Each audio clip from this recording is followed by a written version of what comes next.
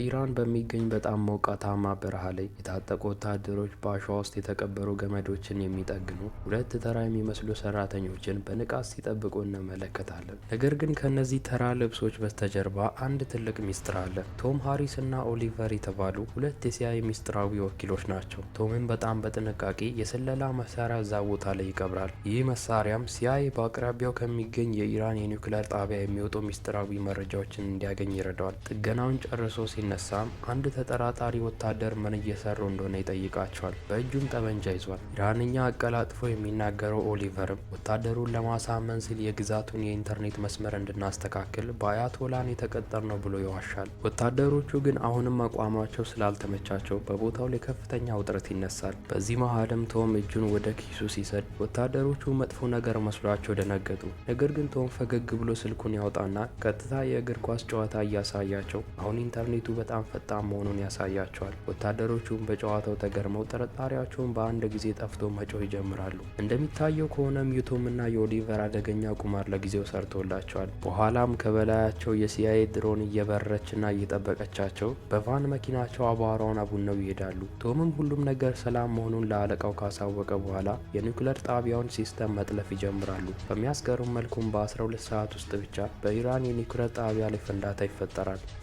በሌላ በኩል ደግሞ በኦማን ሉና ኩጃ የምትባል ጋዜጠኛ በኢራንና በምዕራባውያን ሀያሎች መካከል ስላለው የኒውክሌር ውጥረት ዘገባ እየሰራች እንመለከታታለን። በዚህ መሀልም የፔንታጎን መረጃ አቅራቢ ከሆነው ጄምስ ከተባለ ሰው የሚስጥር ፋይል ሲላክላት መቅረጿን ታቆማለች። ጄምስ የላክላት መረጃን በመካከለኛው ምስራቅ ያለውን የሲአይኤን ኦፕሬሽን ሲሆን ቀደም ሲል የተደረገውን የቶመን ሚስጥራዊ ተልዕኮም ይጨምራል። ሉናም ወዲያውኑ መረጃውን ለማጋራት በአውሮፓ ለሚገኝ የዜና ድርጅት አዘጋጅ ትደውላለች።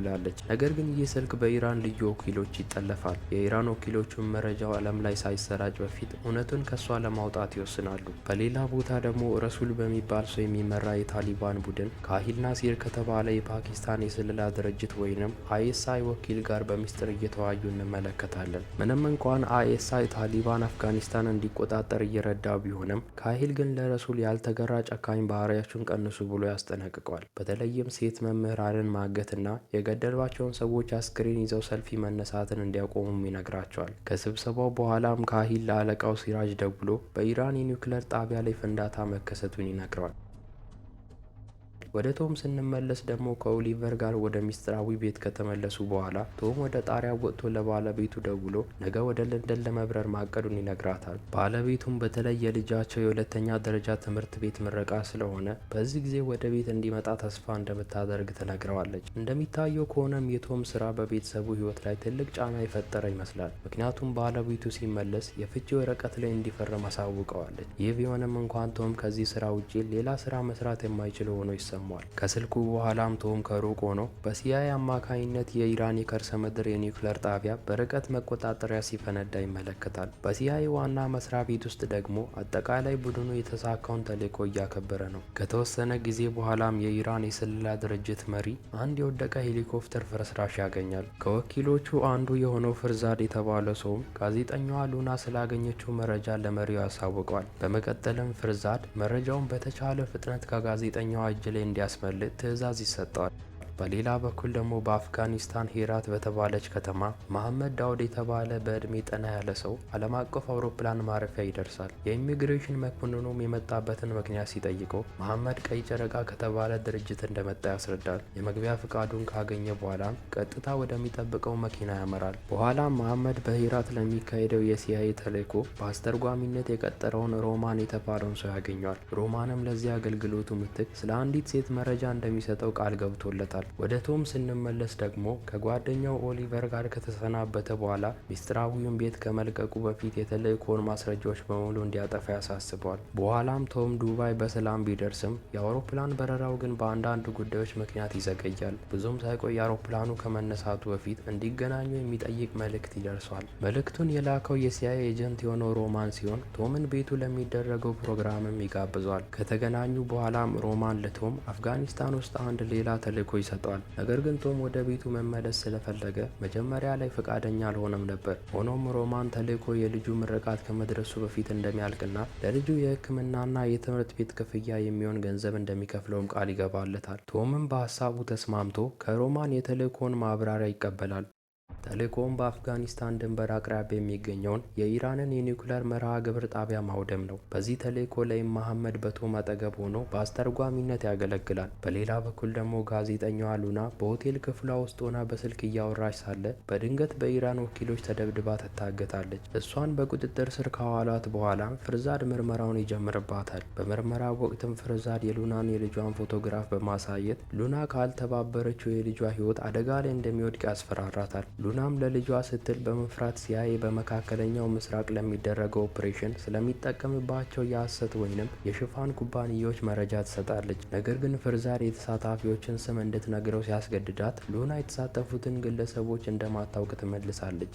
በሌላ በኩል ደግሞ በሄራት ከተማ ቶም በሰላም ከወረደ በኋላ መሐመድ በመኪናው ተቀብሎት በከተማ ውስጥ ወደሚገኝ አንድ ሚስጥራዊ ቤት ይወስዷል። ቤቱ ትንሽና የተዘበራረቀ ቢሆንም ለመደበቂያነት ግን በጣም ምርጥ ቦታ ነው። መሐመድም ስለ ተልእኮ ዝርዝር ቶምን ይጠይቋል። ነገር ግን ቶም ግልጽ መልስ አልሰጠውም። ይህም መሐመድን የቀጠረው ሮማን ስለ ተልእኮ ዝርዝር መረጃ ለእሱ እንዳልነገረው ያስታውቃል። የመሐመድ ስራም ቶምን ተቀብሎ ማምጣትና በአስተርጓሚነት ማገልገል ብቻ ነበር። በዚያን ሁለት ምሽት ላይም መሐመድ ማንም ሳያዩ በድብቅ በአንድ ገለልተኛ ቦታ ላይ የቀድሞ ጓደኛውን ለመገናኘት ይወጣል። ብዙ ሰው ባያውቀውም መሐመድ በታሊባን ዘንድ እንደ ከሃዲ ነው የሚታየው። እናም ወደ አፍጋኒስታን ከተመለሰ ሊገሉት ይፈልጋሉ።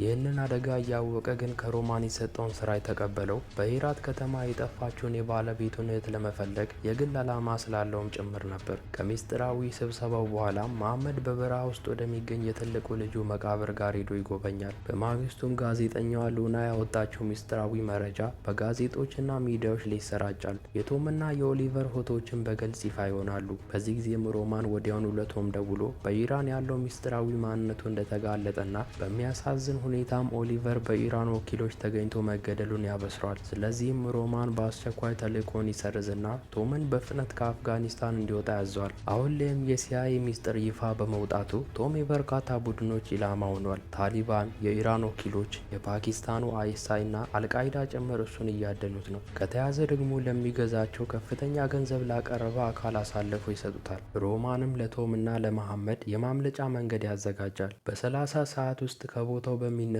የብሪታንያ አውሮፕላን ለማስወጣት እቅድ ያወጣል። የሲአይኤ የልዩ ኦፕሬሽን ክፍል መሪ የሆነው ክሪስ የተባለው ሰውም የተቻለውን እያግዘው ነው። ቶምም እሱን እያደኑት ካሉት በርካታ ቡድኖች እያመለጠ ወደ ካንዳሃር ለመድረስ 400 ማይል መጓዝ እንዳለበት ሮማን ለአለቆቹ ሪፖርት ያደርጋል። በተመሳሳይ ሰዓት ደግሞ የኢራን ወኪሎችም የቶም መደበቂያ ቦታ የት እንደሆነ መረጃ ይደርሳቸዋል። የፓኪስታኑ አይኤስአይ መስሪያ ቤትም በጉዳይ ውስጥ በመግባት ቶምን እንዲይዘው ካሂልን ይልክባቸዋል። ካሂልም በሞተሩ ሆኖ ቶም ወደ ከተማ ከመገስገሱ በፊት እንዲይዘው የታሊባንን ድጋፍ ለመጠየቅ ረሱል ለተባለ ሰው ይደውላል። በተመሳሳይ ጊዜ ደግሞ ቶም ፋይሎቹንና ማስረጃዎችን ለማጥፋት ይጣደፋል። ከዚያም ለመሐመድ በአስቸኳይ መነሳት እንዳለባቸው ይነግሯል። ነገር ግን የኢራን ወኪሎችና ካሂል አስቀድመው አካባቢው ደርሰው ነበር። ቶምና መሐመድም በፍጥነት በመኪናቸው ይነሳሉ። ነገር ግን ብዙም ሳይቆይ የኢራን ወኪሎች እየተከተሏቸው መሆኑን ያስተውላሉ። ቶምም መኪናን ለመቀየር ወደ ገበያ ቦታ ይገባል። ነገር ግን ጥረቱ ሳይሳካለት ቀርቶ የኢራን ወኪሎች አዲሱን መኪና ወዲያውኑ ይለዩታል። በዚህ ጊዜ በትራፊክ መጨናነቅ ምክንያት የቶም መኪና መንቀሳቀስ ያቅታታል። ይህ ደግሞ ፍርዛድ እና ቡድኑ ከበስተጀርባ እንዲቀርቧቸው እድል ይሰጣቸዋል። በዚህ ጊዜም በሞተር ብስክሌቱ ላይ ያለው ካሂልም በኢራናውያን ዘንድ እይታ ውስጥ ይገባል። ቶምም በጭንቀት መኪናውን ወደ እግረኛ መንገድ ላይ ሲያስወጣው ካሂልም በተመሳሳይ ጊዜ ይከተለዋል። የቶም መኪና ለአፍታ በአንዱ የኢራን መኪና ቢዘጋም እንደምንም ጥሶ ለማምለጥ ቻለ። ካሂልም ይህንን አጋጣሚ በመጠቀም በኢራናውያኑ መኪና ላይ ቦምብ ይጠምዳል። ከሞተር ብስክሌቱ ላይ ወድቆ ትንሽ አደጋ ከደረሰበት በኋላም ካሂል ቦምቡን ያፈነደዋል። ከዚያም ፍለጋውን በመቀጠል የታሊባን ኃይሎች የቶምን መኪና እንዲያገኟቸው መመሪያ ይሰጣል። ቶምም አሳዳጆቹን ለማስለቀቅ መንገድ ቀይሮ ለመሄድ ቢሞክርም በድንገት መንገዱን የዘጋው የታሊባን መኪና ከፊቱ ይጋረጥበታል። የተኩስ ርምታ እየወረደበት ቢሆንም ቶም በድፍረት መኪናውን በታሊባን መኪና ላይ ያጋጨውና በፍጥነት ያመልጣል። ሆኖም ግን በከባድ ውጥረት ውስጥ እያሉ አንዱ የመኪና ጎማ በጥይት ይመታና መንገድ መሀል ላይ ለመቆም ይገደዳሉ። ቶምም አሁን ጥቃት እንዳይሰነዘርባቸው አካባቢውን እየተቆጣጠረ መሐመድ ደግሞ ጎማውን በፍጥነት እንዲቀይር ያዘዋል። መሐመድ በተፈጠረው ነገርና በገባበት ጣጣ እያጉረመረመ ሲሆን ቶም ግን ይቅርታ እየጠየቀ ለኢራኑ የኒውክሌር ጣቢያ ፍንዳታ ተጠያቂው እኔ ነኝ፣ ለዛ ነው ማንም ሊያድነን ያልመጣው ብሎ እውነቱን ይነግረዋል። በዚህ አስፈሪ ቅጽበትም መኪናቸው አጠገብ የፍንዳታ ቁልፍ የያዘ አንድ ትንሽ ልጅ ያያሉ። ምንም እንኳን ከፊታቸው ትልቅ አደጋ ቢደቀንም ጎማውን በፍጥነት ቀይረው ማምለጣቸውን ይቀጥላሉ። ሆኖም ግን ካይል አሁንም ሳይታክት እያደናቸው ነው። ሮማንም ከቶም ዘንድ አንድ የምታውቀውን ሰው ለመገናኘት ዳላራን ወደ ተባለ ቦታ እየሄድክ ነው የሚል ሚስጥራዊ መልእክት ይደርሷል። መልእክቱም በሚስጥር የተላከ መሆኑን የተረዳው ሮማን እርዳታ ለማግኘት ኢስማኤል ረባኒ ለተባለ ሰው ይደውላል። ቶምም በበኩሉ ማንነቱ እንዳይታወቅ መብራት ማብራት ስለማይችል በምሽት እይታ መነጽር እየታገዘ በጨለማው መኪናውን መንዳቱን ይቀጥላል። ወደ ዳላራን ለመድረስ 20 ማይል እንደቀራቸውም ለመሐመድ እየነገረው ሳለ በድንገት የፍርዛዴ ሄሊኮፕተር ከተፍትልና መኪናቸው ላይ ተኩስ ትከፍታለች። በሚያሳዝን መልኩም መኪናዋ በተከታታዩ ተኩስ ከመንገድ ወጥታ በጣም ትሰባበራለች። በመሆኑም ቶምና መሐመድ የሄሊኮፕተሩ ተኩስ ሳያቆም መኪናውን ትተው በእግር ለማምለጥ ይገደዳሉ። የፍርዛድ ሰዎቹም ከሄሊኮፕተሩ ወርደው በየብስ ፍለጋቸውን ይጀምራሉ። በዚህ ጊዜም ቶም የመጨረሻ ግብግብ ገጥሞ የፍርዛድ ሰዎችን አንድ በአንድ ይጥላቸዋል። ከዚያ በኋላም አንድ በጣም አደገኛ እቅድ ያወጣል። ሄሊኮፕተሩን ለማዘናጋት መሐመድን እንደ ማታለያ ይጠቀማል። ሄሊኮፕተሩ መሐመድን ለመምታት ወደ እሱ ሲቃረብ ቶም አጋጣሚውን ተጠቅሞ የእጅ ቦምብ ይወረውርበታል። እንደ እድል ሆኖም ቦምቡ ሄሊኮፕተሩን መቱት። ትልቅ ፍንዳታ ተከስቶ ሄሊኮፕተሩ መሬት ላይ ይከሰከስና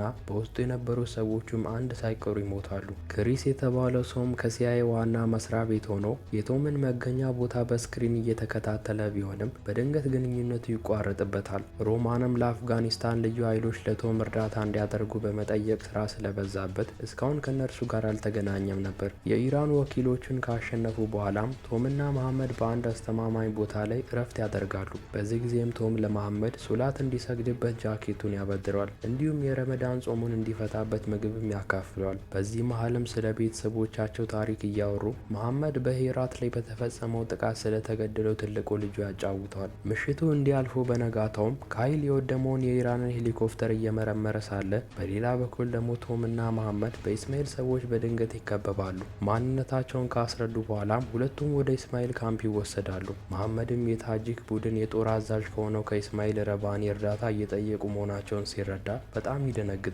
ወደ ካምፑ ሲደርሱም እስማኤል ራሱ ተቀብሏቸው ወደ ካንዳር የሚሄዱትን መኪና ሊያበድራቸው እንደሚችል ለቶም ይነግረዋል። አብሯቸውም ምግብ እንዲበሉ ከጋበዛቸው በኋላ በማዕዱ ወቅት ኢስማኤል የድሮ ትዝታዎችን እያነሳ ለቶም ትልቅ ፍቅር እንዳለው ያስታውቃል። መሐመድ ግን ዝም ብሎ በንዴት ሲያፈጥባቸው እስማኤልም የመሐመድን ባህሪ አይቶ ምን እንደሆነ ሲጠይቀው መሐመድ መቆጣጠር አቅቶት እስማኤል ሄራትን ያጠፋ በርካታ ህጻናትንና የኔም ልጅ ጨምሮ የገደለ ከሃዲ ነው ብሎ ይጮሃል። እስማኤልም ላደረገው ነገር በእውነት በቀል የሚፈልግ ከሆነ እንዲገድለው ሽጉጥ ለመሐመድ ይሰጠዋል። ነገር ግን በዚያ በከረረ ውጥረት ውስጥ መሐመድ እስማኤልን ይቅርታ እንዳለው ተናግሮ ሽጉጡን መሬት ላይ ይጥለዋል። በኋላም ቶምና መሐመድ መኪናውን እየጠበቁ ሳለ ቶም የመሐመድን ልጅ የገደለውን ሰው እርዳታ በመጠየቁና የሰውን ስሜት ባለመረዳቱ ይቅርታ ይጠይቃል። የእስማኤልን እርዳታ መተው እንደሚችሉም ቢነግረው መሐመድ ግን ጉዟቸውን መቀጠል እንዳለባቸው ይናገራል።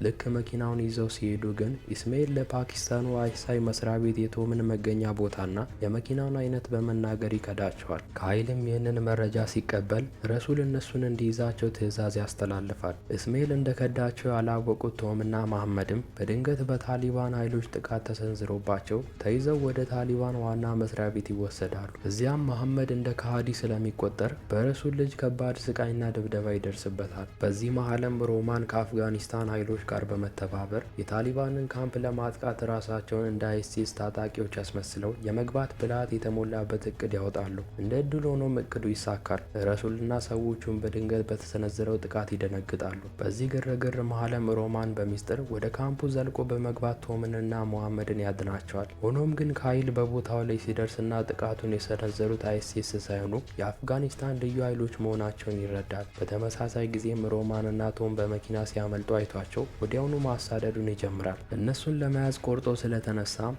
የታሊባንንና ሌሎች ኃይሎችንም ማሳደዱን እንዲቀላቀሉ ጥሪ ያደርጋል። ቶምና ሮማንም ለማምለጥ ሲሞክሩ ካይል ከኋላቸው በጣም እንደቀረባቸው ያስተውላሉ። ሮማንም በመጨረሻው ተስፋ የመኪናውን ጣሪያ በመክፈት ወደ ካይል መኪና መተኮስ ይጀምራል። ነገር ግን በዚህ ከባድ የተኩስ ልውውጥ መሃል ሮማን ሆዱ ላይ በጥይት ይመታል። ከባድ ጉዳት ቢደርስበትም ወደ ካይል መተኮሱን ለመቀጠል ራሱን ከመኪናው ላይ ወደ መሬት የመጣል ደፋር ውሳኔ ይወስናል። በሚያሳዝን ሁኔታ ግን ካይል ሮማንን ተኩሶ ይገለዋል። አሁን ላይም በሞተር ብስክሌቱ ላይ ያለው ካይል ቡድኑ በቶም መኪና ላይ ተኩስ እንዲከፍት ያዛል። ማሳደዱም ይበልጥ ይበረታል። ሁኔታው በፍጥነት እየተባባሰ ሲሄድም በርካታ የታጠቁ ቡድኖች ከተለያዩ አቅጣጫዎች ይከቧቸዋል። ቶምም ወደ ድንበሩ በር ሲቃረብ መኪናቸው የከባድ ሚሳኤል ጥቃት ኢላማ ይሆናል። በመጨረሻም አንዱ ሚሳኤል የቶምን መኪና ይመታና አሽቀንጥሮ ይወረውረዋል። ከፍንዳታው በኋላም ካይል ቶምን ለመጋፈጥ ወደ መኪናው ፍርስራሽ በፍጥነት ተቃርቦ ሁለቱም ከባድ የፊት ለፊት ተኩስ ፍልሚያ ያደርጋሉ። ቶምም በውጊያው ወቅት ወዱ ላይ በጥይት ቢመታም ካይልን ግን አሸንፎ ለመጣል ችሎ ነበር። ነገር ግን ከተለያዩ አቅጣጫዎች የመጡት የታሊባን ወታደሮች ስለከበቧቸው ቶም እና መሐመድ እጅ ከመስጠት ውጭ ሌላ አማራጭ እንደሌላቸው ይገነዘባሉ። የማይቀረውን አስከፊ ፍጻሜ በመጠበቅም እርስ በእርሳቸው ይሰነባበታሉ። በሲአይኤ ዋና መስሪያ ቤት ግን ክሪስ በጣም አንድ ወሳኝ ውሳኔ ያስተላልፋል። ቶም እና መሐመድ የሚያመልጡበትን መንገድ ለመክፈት አንድ የጦር አውሮፕላን አብራሪ በእነሱ ዙሪያ ያሉትን ጠላቶች በቦምብ እንዲደበድብ ያዛል። ምንም እንኳን ክሪስ ይህ ትዕዛዝ ከስልጣኑ በላይ መሆኑን ቢያውቅም ሌላ የሲአይኤ ወኪል በአፍጋኒስታን እንዲሞት ግን አልፈለገም። ቶምና መሐመድም ሙሉ በሙሉ ተስፋ ቆርጠው የጠላት ወታደሮችን ጥቃት እየጠበቁ ሳለ በድንገት አንድ አውሮፕላን መጥቶ በጠላት ኃይሎች ላይ ቦምብ ሲያዘንብባቸው ይመለከታሉ። ይህንን ያልተጠበቀ አጋጣሚ በመጠቀምም መኪና አግኝተው በድንበር በር በኩል መገስገስ ይጀምራሉ። እንደ መታደል ሆኖም ሁሉንም ፈተናዎች አልፈው በተዘጋጀላቸው አውሮፕላን ውስጥ በሰዓቱ ይገባሉ። በስተመጨረሻም ቶም ለንደን አውሮፕላን ማረፊያ ደርሶ ከልጁ ጋር በሚያስደስት ሁኔታ ተቃቅፈው ሲገናኙ መሐመድም እንዲሆኑ በአሜሪካ ወደሚገኝ ቤተሰቡ በሰላም ሲቀላቀል እያስመለከተ ታሪካችን ይጠናቀቃል።